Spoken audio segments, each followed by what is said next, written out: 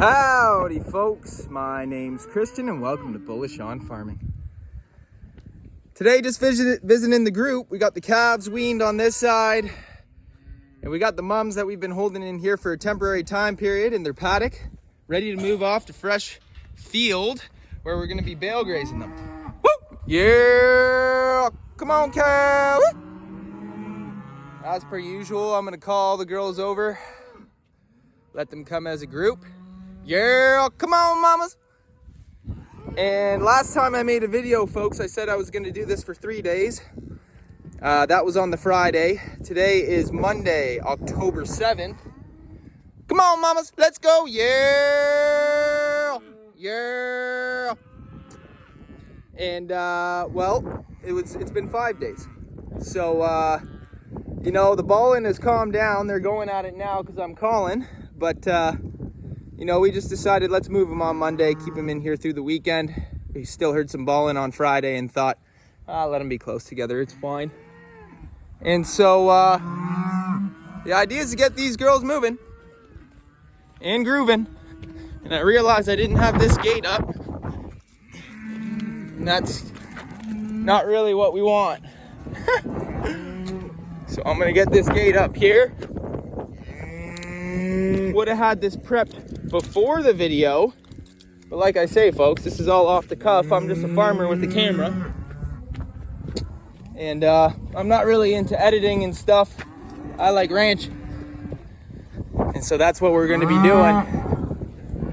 And come on girls, let's go. Yeah, they're gonna want to visit their babies there for a second. I'm flying solo, one man move over here. It's always recommended that you have an extra person, but you know, things aren't perfect, are they? Or they are, you just don't realize it. That's it. Now, the one thing about this move here is we have a gap that goes into the trees. Come on, cows. So I don't want them going in there. Although it's not the biggest deal in the world, because they'll meet me on the other side. I want to keep all the girls uniform.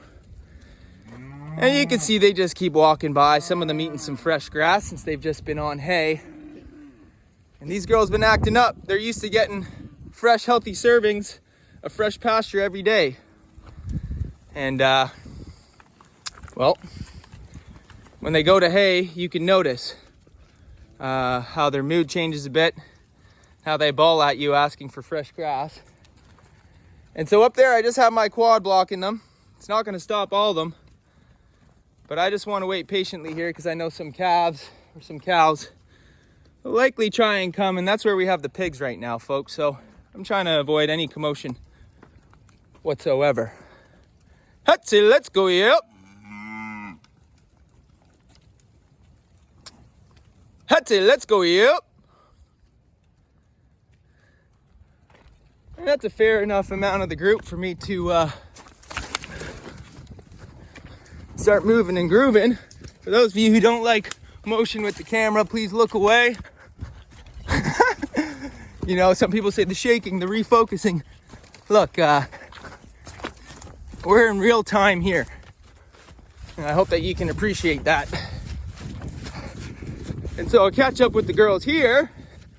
See, they've slipped right through the gate, and that's no problem. Come on, mamas. I've got poly braid guiding these girls all the way up. We've done this a few times on the farm now. And I know the cows understand their route. I know it will be a big help if I open this gate. So we got a big farm, folks. This has got to be about at least half a kilometer. We got the bull in the back rolling with the calves and a mum. We're looking good.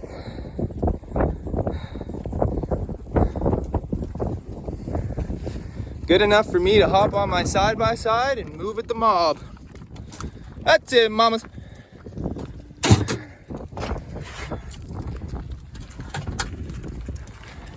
Here we go. Yep. Here we go. Yep.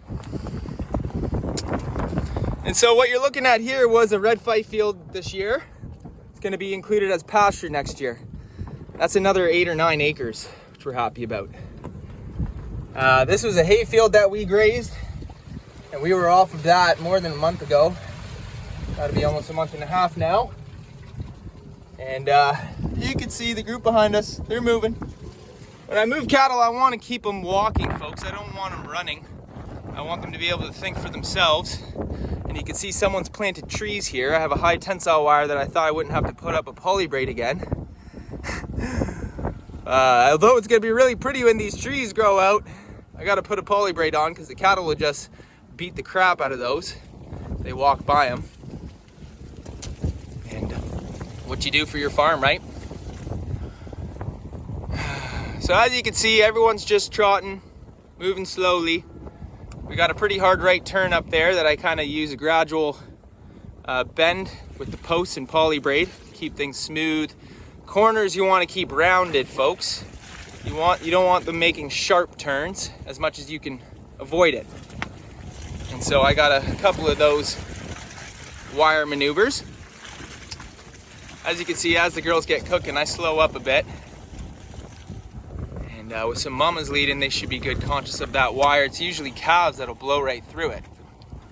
But these calves have been mob grazing with the group, and you know, they're about 5 to 7 months now, so they should be well with the program. It looks like they got stopped up, but they'll figure it out once they turn their heads. That's it, mamas. Let's go, hop, hop, hop, hop. Now with this, I wouldn't want to give direct pressure because the calves might just do anything out of fight or flight. I'd want to come from the left. Hey, let's go, hop, hop, hop. Turn your heads, hop, hop. Let's go, hop, hop, hop. I want a bite of that fresh green maybe over there. No, girls, turn your heads, let's go. Yep. So when cows stop, folks, you just want them to turn your heads. You can see that calf went right through a fence. That's not what we want. Hopefully he just goes through the fence to join the group.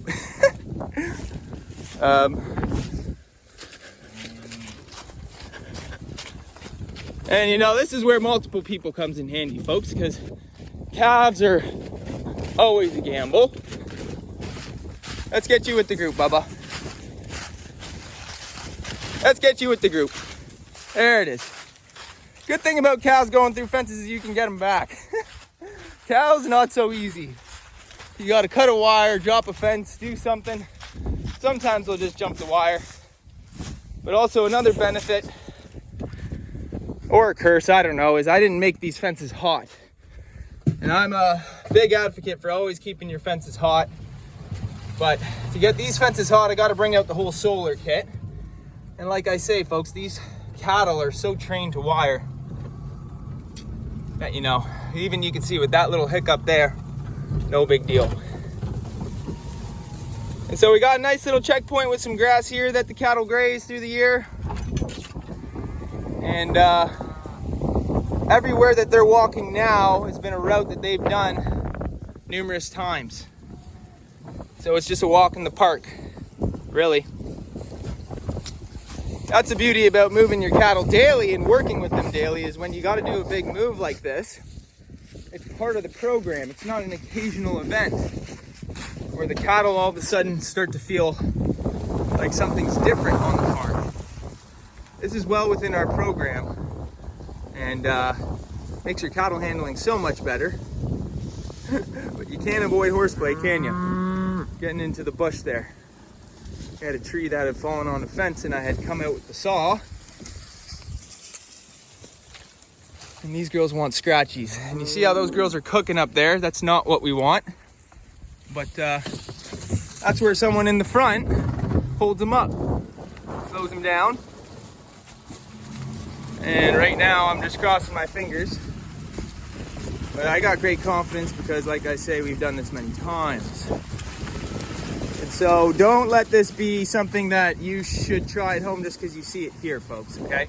You do what you want to do on your farm, but you got to remember, you're dealing with 1,500 pound animals for the most part here. And so you don't want to get too hasty and do stuff that you're not comfortable with.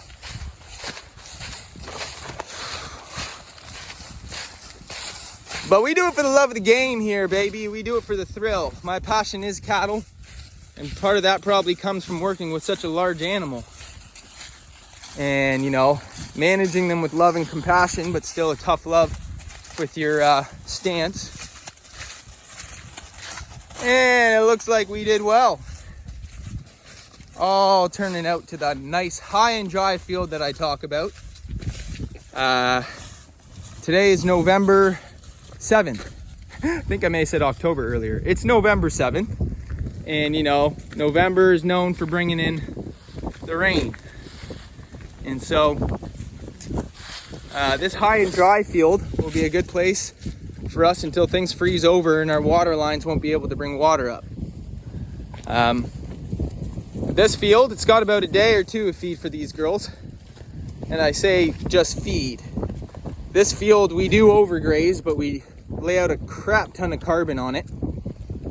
Something like, I don't know, like 80 bales, 100 bales have been rolled out on this field in this year alone. And so although it gets a lot of manure deposit on this field, it gets equal to or more carbon cover. And when you mix that nitrogen with carbon, you got a magic formula for fertility, and it also balances things out. And so it recycles all the waste from the cattle in a way that nature had designed it. And I couldn't tell you the complete science behind it, but experientially, working with nature's design has proved for optimal results. And although a little bit more manage intensive, a lot more ecologically powerful, meaning that it benefits your land and your animals in a greater way. And that does translate to the meat. And so, yep, folks, as you can see, how I manage those bales is I just got a poly braid wire in front of them. And the cattle are trained, they won't go after those. I roll out 2 a day. I'm gonna let them graze this for the morning and probably roll out a bale. And I got a water trough all the way up there where our poly pipe meets to bring water up from the well. And yep, folks, so this is what we're doing. We plan on being here for another 3 or 4 weeks, rolling out bales. Stay tuned. I'd like to say thanks for stopping by, and God bless you all. See you on the next one.